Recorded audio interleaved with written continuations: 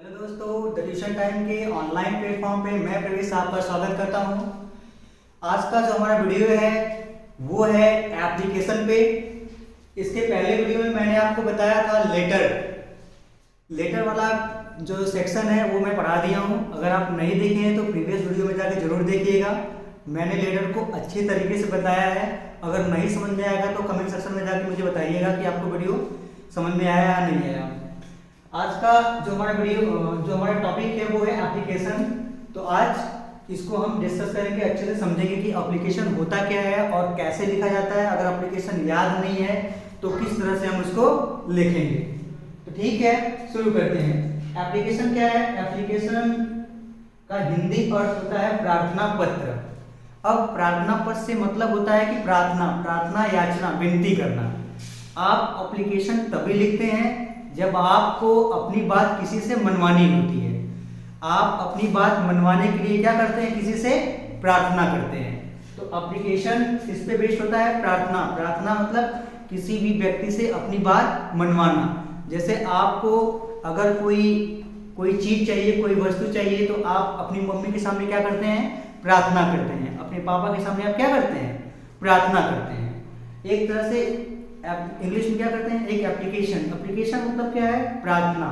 कोई भी चीज मांगना या अपनी बातों को मनवा लेना या अपनी बातें विनम्रता पूर्वक किसी से करना ही क्या होता है? हमारा प्रार्थना पत्र होता है। दोस्तों, प्रार्थना पत्र बहुत कठिन नहीं होता है, बहुत इजी होता है। इसका एक ही स्टैंडर्ड फॉर्मेट शुरू से ही रहा है, इसमें कोई चेंजेस नहीं आए हैं।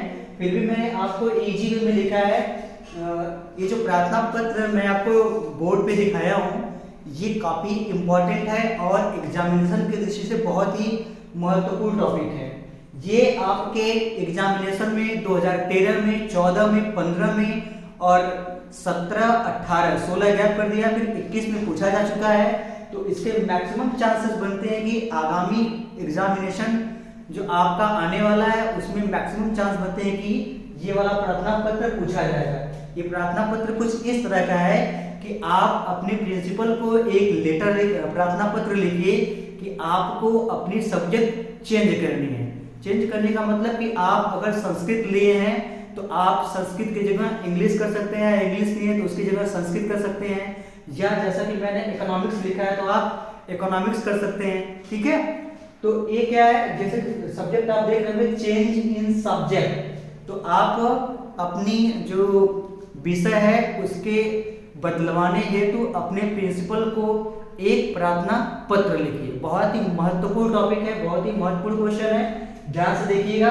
कई बार परीक्षाओं में पूछा जा चुका है, इसलिए मैंने इसको पिक किया है। ठीक है, तो सबसे पहले प्रार्थना पत्र, लेटर या एप्लीकेशन लिखने के लिए मैंने बताया आप एक ब्लैंक पेपर चूज करेंगे।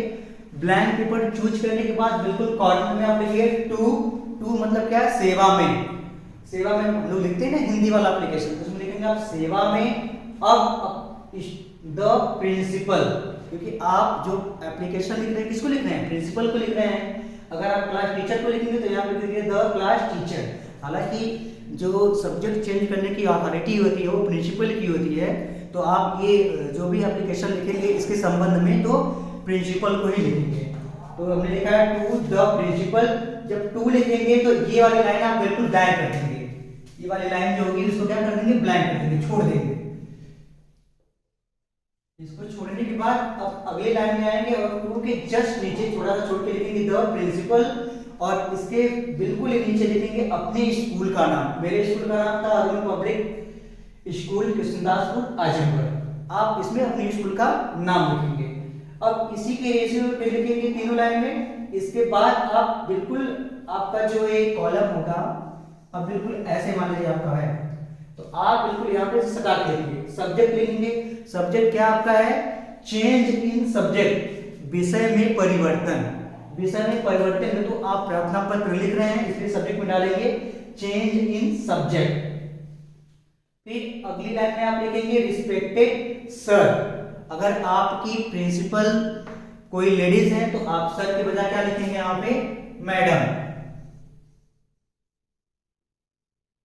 और अगर सर है तो मेल है तो सर लिखेंगे, फीमेल है तो मैडम। ठीक है, अब जो एप्लीकेशन की बॉडी है वो मैंने लिखी है with the most respectfully I beg to say that, बहुत ही विनम्रता पूर्वक मैं आपसे प्रार्थना कर रहा हूं। क्या प्रार्थना कर रहा हूं? That I offered English in class 9, मैंने क्लास 9 में इंग्लिश चूज किया था, ठीक है। But I am feeling great difficulty in English, लेकिन मुझे इंग्लिश पढ़ने या लिखने में बहुत सारी कठिनाई हो रही है। फिर I can not right correct English, मैं इंग्लिश को अच्छी तरीके से नहीं लिख पा रहा हूं। I got very poor marks in class 9, मैं 9वीं कक्षा में बहुत ही कम नंबर पाया था। I feel I shall not be able to get good marks in this year in board examinations too, मुझे ऐसा मालूम हो रहा है कि इस आगामी परीक्षा में मैं अच्छा नंबर नहीं ला पाऊंगा। So I want to change English by economics, इसलिए मैं अपनी इंग्लिश को इकोनॉमिक्स में परिवर्तन करना चाहता हूं। I assure you that I shall complete the course of economics as taught in class 9, मैं आपको श्योरिटी देता हूं कि मैं जो 9th में पढ़ाया गया इकोनॉमिक्स है मैं उसको अच्छे से प्रिपेयर करूंगा, ठीक है। I therefore request you to allow, फिर यहाँ करने के बाद आप इस लाइन को बिल्कुल ब्लैंक छोड़ देंगे। जब यहाँ पे लिखेंगे इन क्लास 10 9, तो ये वाला जो होगा आप इसको पूरी तरह से छोड़ देंगे। छोड़ने के बाद बिल्कुल आप नई लाइन पे आ जाएंगे। I therefore request you to allow me to have economics in place of English, इसलिए मैं आपसे प्रार्थना करता हूं कि मुझे इंग्लिश के बजाय इकोनॉमिक सब्जेक्ट चूज करने की अनुमति दे।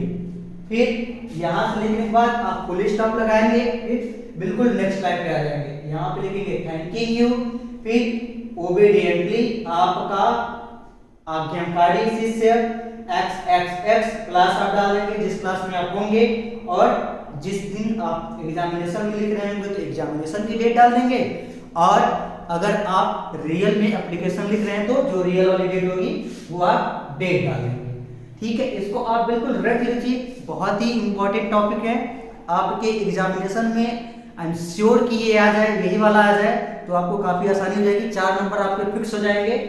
और कोई लीव के लिए भी एप्लीकेशन होता है तो बिल्कुल फॉर्मेट यही होता है, आप ऐसे लिखेंगे स्कूल का नाम, सब्जेक्ट लिखेंगे ग्रांट मी लीव या to leave application for leave, ऐसे लिख देंगे। रिस्पेक्टेड सर मैडम यही बिल्कुल रहेगा, आपकी जो ये एप्लीकेशन की जो बॉडी होगी वो भी यही रहेगी, और ये बिल्कुल जो फॉर्मेट आपका स्टैंडर्ड होता है यही फॉर्मेट होता है। आप चाहे तो इसका स्क्रीनशॉट भी ले सकते हैं।